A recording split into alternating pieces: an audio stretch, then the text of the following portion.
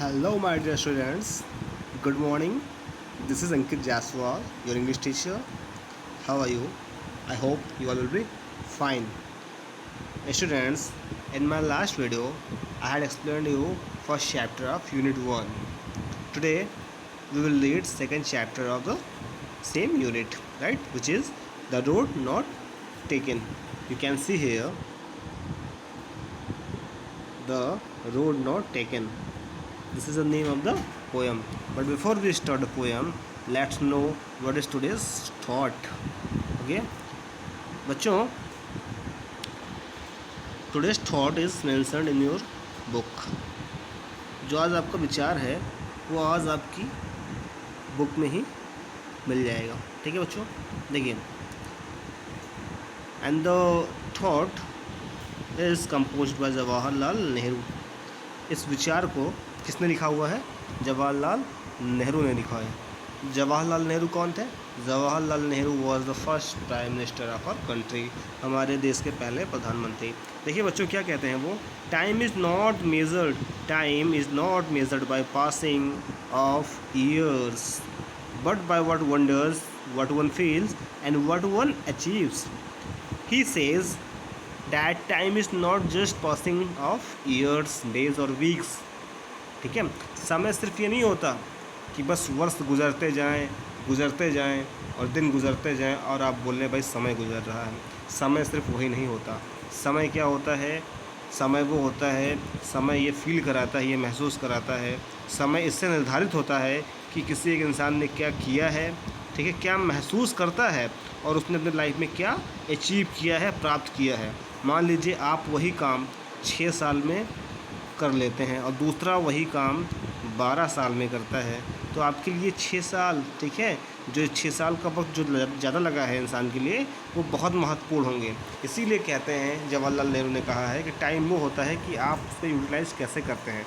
सो इस क्वोटेशन से, इस थॉट से हमको ये मालूम चलता है कि टाइम इज़ इम्पॉर्टेंट. ठीक है, समय इम्पॉर्टेंट है. आप समय का यूटिलाइज़ ज़रूर करिए. बच्चों, today's poem is The Road Not Taken. Look here, the title of the poem is The Road Not Taken. Students, this is my most favorite poem and it is one of the best poems in English literature. ठीक है बच्चों, ये English literature की सबसे बेहतर कविताओं में से एक है. अंग्रेजी में अब तक जितनी कविताएं लिखी गई हैं, जितनी भी पोएम लिखी गई हैं, ये उनमें से सबसे बेहतर कविताओं में से मानी जाती है, सबसे बेहतर पोएम्स में से एक मानी जाती है. अच्छा बच्चों, अब मैंने आपको पोएम के बारे में इतना बताया. So first of all let's know who has composed this beautiful poem. चलो जान लेते हैं कि किसने इस सुंदर कविता को लिखा है. तो आप देखिए, आप अपने स्क्रीन पर देखिए, Robert Frost. Yes, he is the composer of this beautiful poem. इस पोएम के, इस सुंदर पोएम के जो रचयिता हैं वो रॉबर्ट फ्रॉस्ट सर हैं. ठीक है, रॉबर्ट फ्रॉस्ट जो है बहुत ही महान, he has been one of the greatest poet as well as writers in English literature. ठीक है, वो अंग्रेजी के एक सबसे महान, आप रचयिता कह लीजिए, ठीक है, कवि कह लीजिए या फिर लेखक कह लीजिए, इनको जाना जाता है.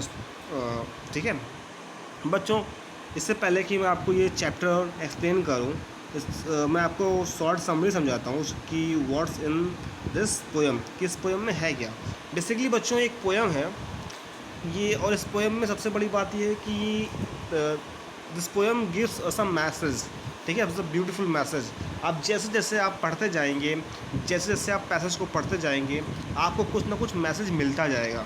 ठीक है, सबसे बड़ी खासियत होती है, सबसे बड़ी जो क्वालिटी होती है इन पोएम्स की, वो ये होती है कि कहीं ना कहीं आपको ये एक संदेश देती है, एक मैसेज देती है. और आप पाओगे कि हर एक पैसेज में, हर एक स्टैंजा में आपको कोई ना कोई मैसेज यहाँ पर पोएट ने देने की कोशिश करी है. ठीक है बच्चों, चलिए मैं आपका ज़्यादा टाइम नहीं लूँगा, मैं आपको एक्सप्लेन करता हूँ, आपको समरी बताता हूँ. देखिए बच्चों, यहाँ पर पोएट है. पोएट अपने जो है घोड़े के साथ कहीं पर जा रहा है और जाते जाते हुए एक जंगल में जाता है। जंगल भी कैसा है बच्चों, सूख चुका हुआ है पूरी तरह से, ठीक है, पूरा ड्राई है वहाँ पर। जो ड्राई होने के बाद जो जंगल होता है, जो वहाँ पर जो पत्ते होते हैं, लीव्स होते हैं, वो येलो पड़ जाते हैं, ठीक है, येलो पड़ जाते हैं, तो पूरे पीले पीले पत्ते हैं। इसीलिए कवि ने अपनी पोयम में, पोएट ने अपनी पोयम में उस जंगल को येलो वुड भी कहा है, ठीक है। अभी मैं आपको आगे पढ़ाऊँगा। तो वो जाता है, पीला पीला जंगल है पूरी तरह से, वहाँ जाता है, वहाँ जाकर वो रुक जाता है। ऐसा क्यों? अपने रास्ते में वो रुक जाता है, रास्ते में आता है और जंगल में आते ही वहाँ पर रुक जाता है। रुकता क्यों है बच्चों? ऐसा इसलिए होता है क्योंकि उस जगह पर उसको दो रास्ते दिखाई पड़ते हैं। अब पोएट वहाँ आकर फंस जाता है, वो सोचता मैं किस रास्ते को पकड़ूँ, इस रास्ते को पकड़ूँ या इस रास्ते को पकड़ूँ। उसको ये भी नहीं पता कि रास्ता कैसा है, क्योंकि उसने कभी यूज नहीं किया है, ठीक है। वो सोचता है, अब वहाँ आकर फंस जाता है, वो सोचता है मैं इस रास्ते से आगे बढ़ूँ या इस रास्ते से आगे बढ़ूँ, उसको कुछ नहीं पता होता।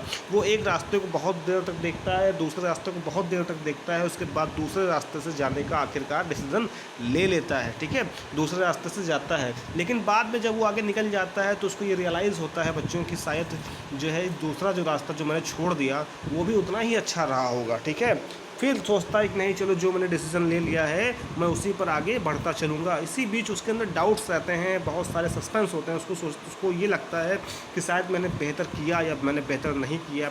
बच्चों इसी के साथ ये पोएम ये मैसेज देती है कि हमारे लाइफ में भी कुछ ऐसा ही होता है। इस मैसेज को मैं आपको पोएम के लास्ट में एक्सप्लेन करूँगा बच्चों, ठीक है। चलिए अब मैं आपको इसकी मीनिंग एक्सप्लेन करता हूँ बच्चों। This well known poem is about making choices. देखिए फर्स्ट लाइन में ही आपको ये चीज़ मिल जाएगी। यहाँ पर कहा गया है कि this well known poem is about making choices. ये जो सबसे ये जो पोएम है ये बताती है ये किसके बारे में है, ये चॉइसेस के बारे में है, ठीक है। हमको चॉइस लेना पड़ता है जब हमारे पास बहुत सारे ऑप्शंस अवेलेबल हो जाते हैं, ठीक है। जैसे आप एग्जाम्स में बैठते हो तो क्या होता है, आपके पास 4 या 5 ऑप्शन होते हैं, आपको उनमें से एक चूज करना पड़ता है और जो सबसे सही ऑप्शन होता है वही आपको नंबर दिला सकता है। इन द सेम वे आपके लाइफ में बहुत सारे ऑप्शन आएंगे, आपको सही ऑप्शन चुनना पड़ेगा, ठीक है बच्चों। चलिए इस पोएम के थ्रू जानते हैं कि ऐसी क्या लाइफ में डिफिकल्टीज आती हैं जब हमारे साथ कुछ ऐसा ही फेज आता है, ठीक है बच्चों। Okay let's try to know. Okay चलिए देखते हैं। देखिए बच्चों, 2 roads diverge in a yellow wood. 2 roads, first I will read. Okay बच्चों, मैं पहले रीड करूँगा और जो डिफिकल्ट वर्ड्स हैं मैं उनको अंडरलाइन करके पहले आपको मीनिंग क्लियर करूँगा। देखिए बच्चों, 2 roads diverged in a yellow wood. 2 roads diverged in a yellow wood, ठीक। And sorry I could not travel both, and be one traveler long I stood and looked down as far as I could to where it bent in the undergrowth, ठीक है बच्चों। देखिए पहला word है divorced, ठीक है बच्चों। Second term है yellow would, third word traveller, ठीक है। फिर देखिए आप बच्चों स्टूड और फिर उसके बाद ठीक है bent and then undergrowth, ठीक है बच्चों। देखिए बच्चों चलिए पहले वर्ड की बात करते हैं हम। First one is divorced. Divorced बच्चों, डाइवर्स्ड बना हुआ है डाइवर्स से, ठीक है, डाइवर्स, ठीक है बच्चों। आप डाइवर्स जानते हो, ठीक है। डाइवर्स कहीं ना कहीं मिलता जुलता वर्ड है डाइवर्ट से, ठीक है। चलिए मैं आपको पूरा इसका क्लियर करता हूँ इस वर्ड के बारे में। डाइवर्ट, डाइवर्ट का मतलब होता है, देखिए आपने अपनी लाइफ में सुना होगा कि डाइवर्जन के बारे में। डाइवर्जन क्या होता है, विभाजित हो जाना, ठीक है, बट जाना, ठीक है। कभी कभी लाइफ में ऐसा फेज आता है जब आपको 2 जगहें मिलती हैं, या जंक्शन कह लीजिए, ऐसी जगह जहाँ पर जाकर 2 रास्ते आपस में बट जाते हो, ठीक है। कुछ इस तरह से मैं आपको एक्सप्लेन करता हूँ। देखिए जैसे आप सीधे जा रहे हैं और यहाँ पर आपको 2 रास्ते से मुड़ रहे हैं, तो इस एरिया को बोलेंगे डाइवर्जन, ठीक है। तो यही होता है डाइवर्स्ड, ठीक है, कि रोड जो है वो डाइवर्ज हो गई थी, एक जगह से दूसरी जगह विभाजित हो गई थी, बट गई थी, ठीक है, अलग अलग रास्तों में, ठीक है। सेकंड वर्ड जो मैंने आपको बताया वो क्या था, yellow would. Yellow would, would means देखिए 2 चीज़ें होती हैं, एक तो होता है लकड़ी, ठीक है, एक तो होता है लकड़ी, दूसरा होता है जंगल, ठीक है बच्चों। आपको ये चीज़ मालूम होनी चाहिए कि वुड का मतलब जंगल भी होता है, और यहाँ पर राइटर ने जंगल वाले मीनिंग को ही रेज किया है, ठीक है। तो आपको पता होना चाहिए कि जंगल। येलो वुड क्यों कहा, मैंने आपको समरी में बताया। येलो वुड इसीलिए कहा क्योंकि वो जो जंगल है वहाँ के जो लीव्स हैं, ठीक है, डैट हैज़ गॉन येलो, ठीक है। क्यों येलो हुए हैं, क्योंकि ऑटम का मौसम है, पतझड़ का मौसम है, इसीलिए वो जो वहाँ पे जो कलर है लीव्स का वो येलो हो चुका है, ठीक है बच्चों। थर्ड टर्म देख लेते हैं। Third term is traveller. Traveller आप सब जानते हैं, ट्रैवलर का मतलब वन हु ट्रैवल्स, ठीक है, जो ट्रैवल करता है यात्री जिसे कहते हैं, यात्री है ना बच्चों। फिर देखिए आप फोर्थ वर्ड को देखिए, स्टूड। स्टूड मीन्स होता है, सॉरी, स्टूड मीन्स होता है खड़े रहना, ठीक है, खड़े रहना लगातार। फिर देखिए आप बच्चों, फिर देखिए बेंट। बेंट मीन्स क्या होता है, झुक जाना, ठीक है बच्चों। बेंट मीन्स झुका हुआ कह सकते हैं, क्योंकि ये पास्ट पार्टिसिपल फॉर्म है ना बच्चों, क्योंकि ये फर्स्ट फॉर्म होता है बेंड, ठीक है, बेंड। तो ये बेंड का ये सेकंड फॉर्म है बेंड, ठीक है बच्चों। फिर है अंडर ग्रोथ। ये देखिए थोड़ा सा अंडर ग्रोथ, आप इस वर्ड को देखिए, अंडर ग्रोथ। अच्छा बच्चों, अंडर ग्रोथ क्या है? ये साइंटिफिक टर्म है, साइंस का टर्म है, साइंस का वर्ड है। इसका मीनिंग होता है ऐसी झाड़ियाँ, आपने पेड़ देखे होंगे, ट्रीज़। ट्रीज़ में क्या होता है, कुछ झाड़ियाँ ऐसी होती हैं जो ऊपर के पेड़ों से लटक रही होती हैं नीचे की तरफ, और वो रास्ते को बंद कर देती हैं, ठीक है बच्चों।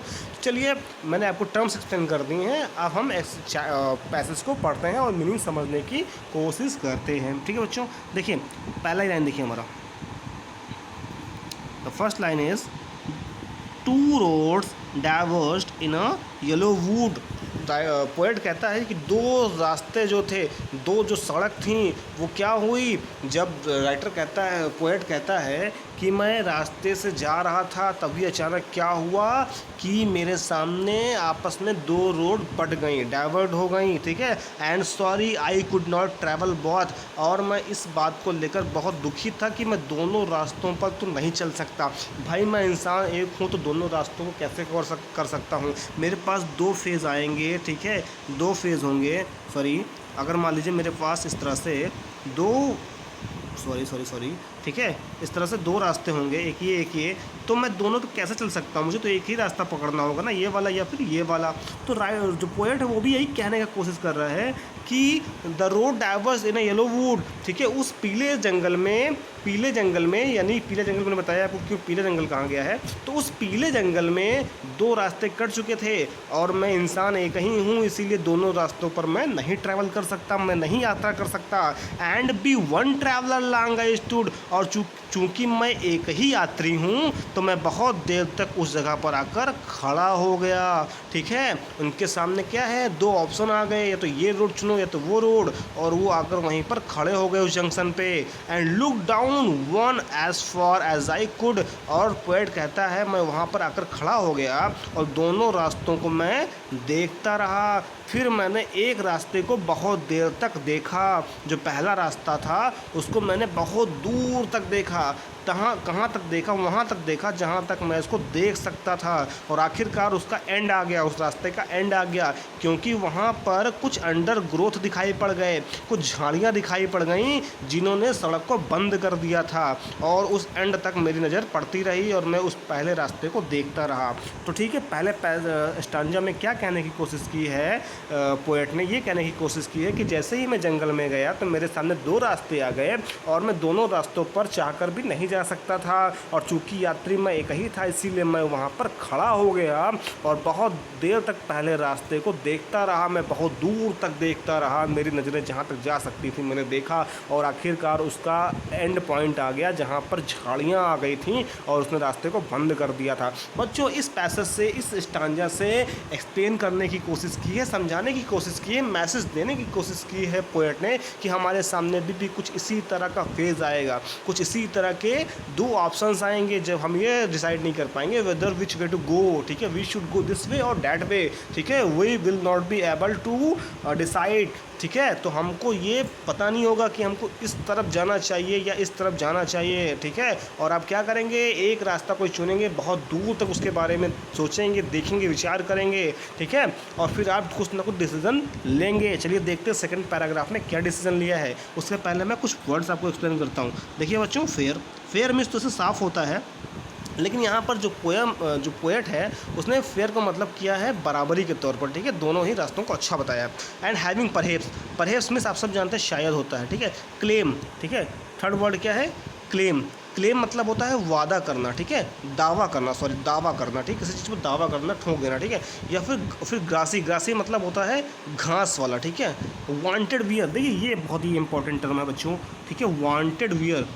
देखिए यहाँ पे वांटेड वियर का मतलब मैं एक्सप्लेन कर देता हूँ ताकि आपको आगे प्रॉब्लम ना हो। वांटेड वियर का मतलब होता है ऐसी जगह जहाँ पर पहले कोई इंसान नहीं गुजरा है, ठीक है। The road, you can say the way where no people have passed, in before, ठीक है, जहाँ पर पहले कोई भी व्यक्ति गुजरा नहीं है उस रास्ते से, उसको वांटेड वियर कहते हैं। ओके स्टूडेंट्स, फिर है आपका ओके ठीक है, बस इसमें ऐसा कोई टफ वर्ड नहीं है। हाँ एक वर्ड है वॉर्न, ठीक है, वॉर्न। वॉर्न का मीनिंग क्या होता है बच्चों? वॉर्न का मीनिंग होता है, देखिए वॉर्न के दो मीनिंग है, एक तो वियर का सेकंड फॉर्म है, वियर मीन्स पहनना, तो वॉर्न तो पहना हुआ, तो लेकिन उस वॉर्न से हमें कुछ नहीं करना है। इस वॉर्न का मतलब होगा घिसा हुआ, ठीक है, घिसा हुआ, याद रखिएगा, इस वॉर्न का मीनिंग है घिसा हुआ, ठीक है, कुचला हुआ, घिसा हुआ। चलिए अब मैं आपको एक्सप्लेन करता हूँ, बट एक बार मैं पढ़ूँ रीडिंग करूँगा, ठीक है, तो आप उसको ध्यान दीजिए।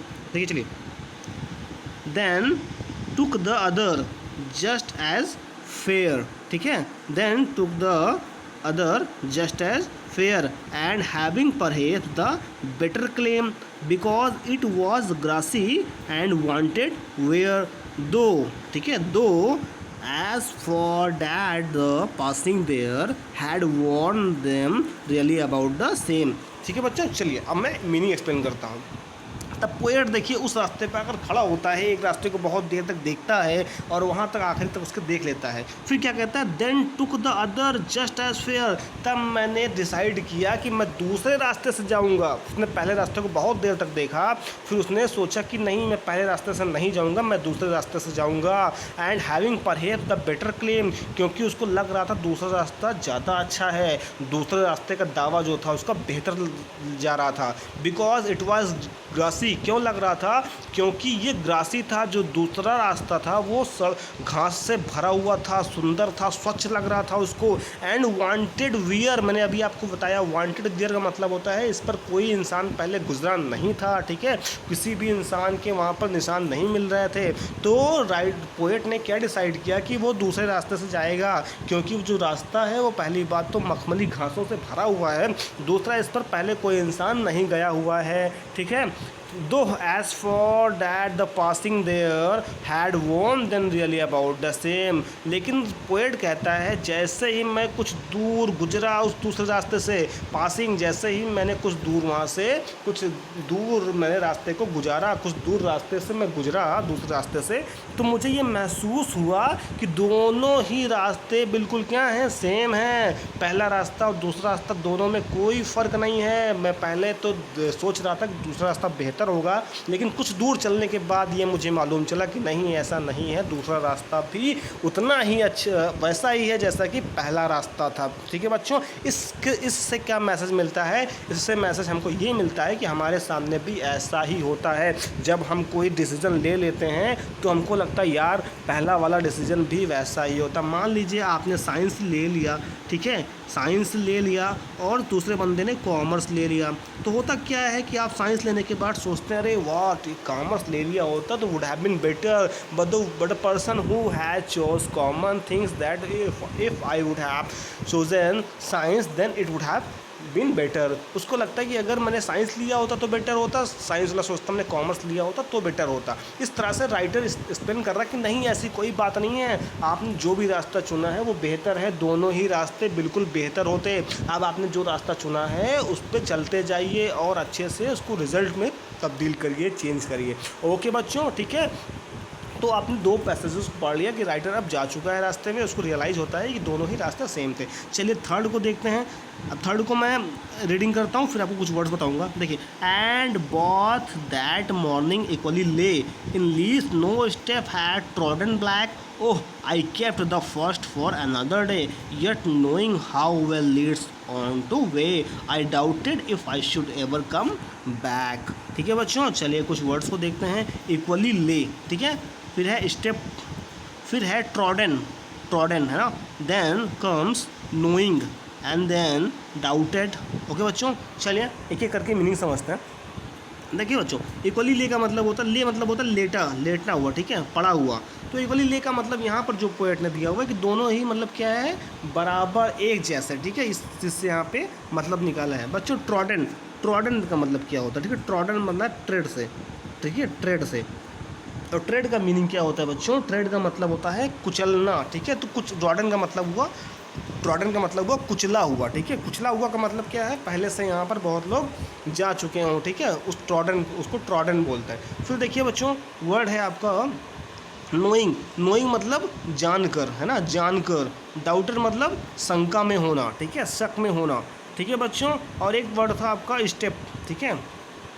तो चलिए स्टेप कहाँ गया भाई, ये है स्टेप, है ना, स्टेप। तो स्टेप मतलब होता है कदम, ठीक है। चलिए मैं आपको एक्सप्लेन करता हूँ, देखिए थर्ड पैराग्राफ में क्या होता है, कुछ दूर चलने के बाद उसको रियलाइज, सेकंड पैराग्राफ में उसको कुछ रियलाइज़ हुआ कि दोनों ही रोड बराबर हैं। फिर क्या कहता रहा पोएट आगे, and both that morning equally lay, और जब सुबह हुई तो मुझको ये एहसास हुआ कि दोनों रास्तों में कोई बदलाव नहीं था, ठीक है, दोनों ही रास्ते बिल्कुल एक ही तरह के हैं। In leaves no step had trodden black, और वो कहता है जो दूसरा रास्ता मैंने चुना था वहाँ पर पत्तियाँ बिखरी हुई थी, और उन पत्तियों पर कोई भी कदम के निशान नहीं मिले मुझे, और ना ही मुझे ऐसा मालूम हुआ कि यहाँ पर कभी किसी ने कदम रखा हो या इस रास्ते को कभी किसी ने कुचला हो, ठीक है, यहाँ पर कोई पहले आया हो, ठीक है, ऐसा मुझे बिल्कुल भी प्रतीत नहीं हुआ, बिल्कुल भी मुझे मालूम नहीं हुआ।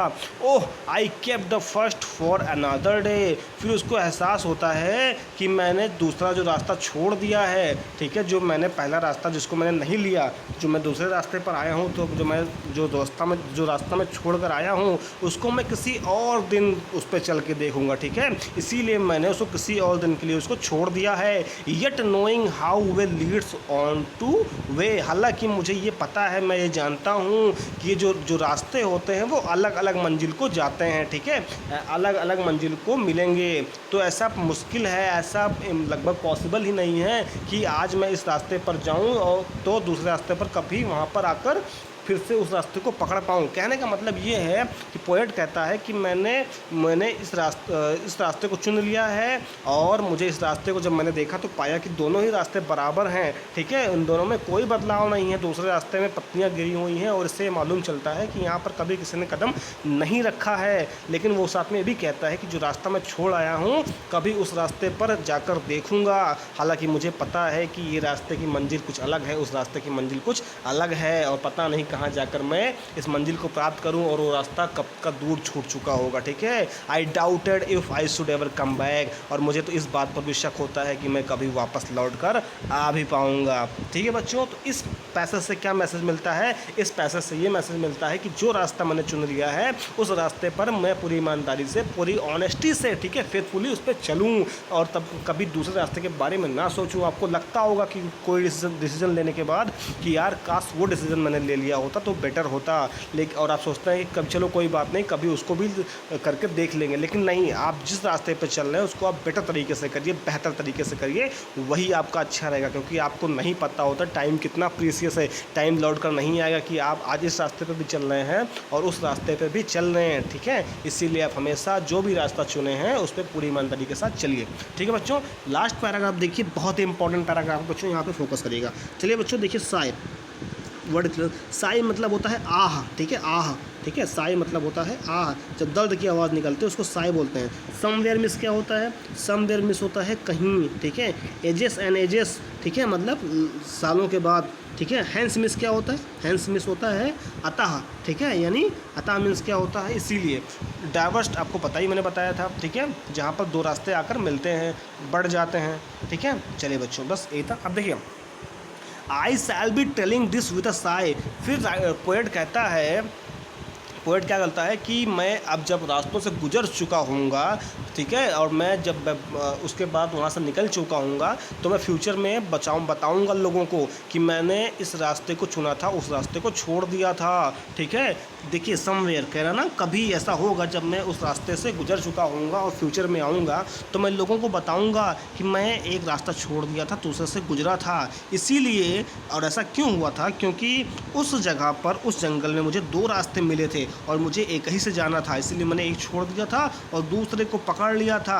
And I took the one less travelled by, और मैंने कौन सा रास्ता चुना, मैंने वो रास्ता चुना जहाँ पर लोग कभी गए ही नहीं थे, या फिर गए भी थे तो बहुत कम लोगों ने उस रास्ते से यात्रा की थी, यानी मैंने कम यात्रा करने वाली जो रोड थी, या जो कम यात्रा जिस पर की गई थी, मैंने उस रोड को चुना बजाय उसके जिस पर पहले बहुत ज़्यादा ट्रैवल किया था लोगों ने, ठीक है।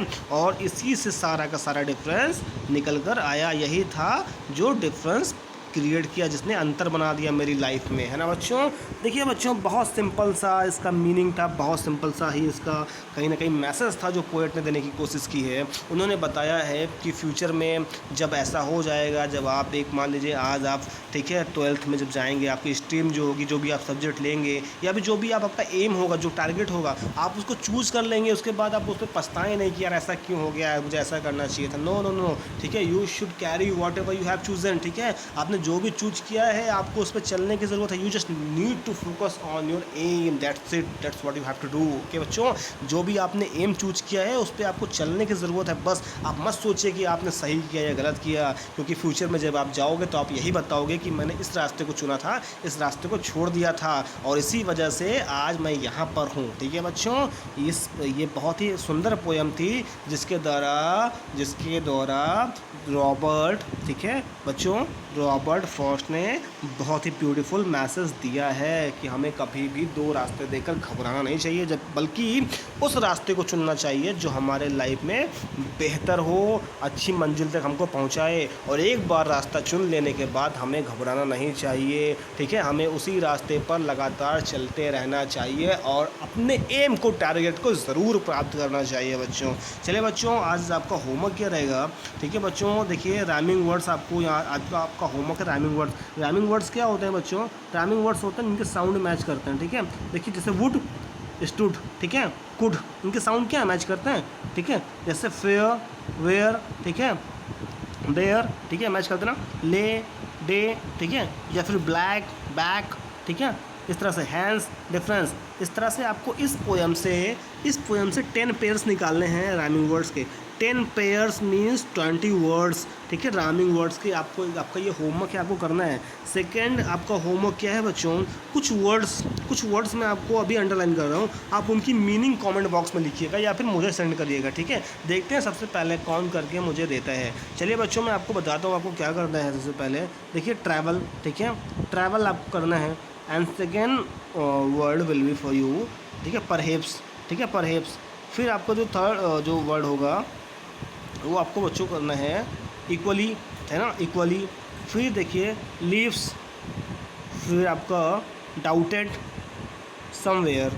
ठीक है, इन वर्ड्स को आप, ठीक है, मीनिंग लिख के मुझे सेंड करिएगा सिनोनिम के साथ। ठीक है, मैं देखता हूँ कि आप लोग कितना अच्छे से वर्क कर रहे हैं। ठीक है बच्चों, आपका राइमिंग वर्ड्स और वर्ड मीनिंग ये दोनों चीज़ें आपको करनी ही करनी है। उसके अलावा बच्चों, ठीक है, आपको कोई प्रॉब्लम है, आपको कोई डाउट है या फिर कोई क्वेरी है इस पोएम को लेकर, ठीक है, जो आप जानना चाहते हैं, कोई भी चीज़ समझ में नहीं आ रही है, तो आप directly you can WhatsApp me. ठीक है, you can ask me through WhatsApp और you can call me also. ठीक है, आप मुझे व्हाट्सअप के थ्रू कॉन्टैक्ट कर सकते हैं या फिर डायरेक्ट आप मुझसे कॉल भी कर सकते हैं। ठीक है, if you are having confusion, ठीक है, लेट मी नो प्लीज़। ठीक है, आप मुझे ज़रूर कॉल करें, मुझे बताएं। ठीक है बच्चों, लास्ट वीडियो में मैंने जो होमवर्क दिया था, ठीक है, ऑलमोस्ट बच्चों ने रिप्लाई किया था और बच्चों मुझे देखकर बहुत खुशी हुई थी that you guys are responding. ठीक है, आप प्लीज़ इस तरह से रिस्पॉन्ड करते रहें। ठीक है, हम टीचर मोटिवेट होते हैं कुछ आपके लिए बेहतर करने को, है ना बच्चों। आप लोग करते रहिए क्योंकि आपका टाइम, जो बोर्ड का टाइम है, वो आपके पास ज़्यादा वक्त नहीं बचा हुआ है। ठीक है,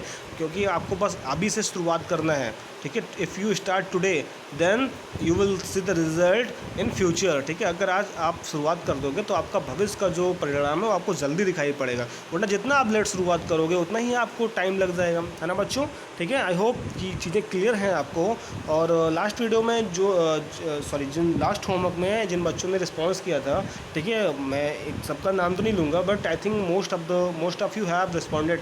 ठीक है, सो प्लीज़ आप इसका भी रिस्पॉन्स जल्दी से जल्दी करिएगा। ठीक है, जो होमवर्क्स मैंने दिए हैं आप उन होमवर्क को प्लीज़ आप लोग अपलोड करिएगा मेरे व्हाट्सएप पे। और हाँ, इंग्लिश ग्रामर में जो मैंने आपको बताया था कि आपको कॉम्प्रिहेंजन, लेटर, एसेज आपको सॉल्व करने हैं, आप डेली, ठीक है, एटलीस्ट एक आप ज़रूर करिए। ठीक है, ये क्या करेगा आपको, आपके प्रैक्टिस के लिए अच्छा है। ठीक है बच्चों, okay students, that's all for today. If you having any confusion of queries you can direct call me. ठीक है, thank you so much, have a good day add.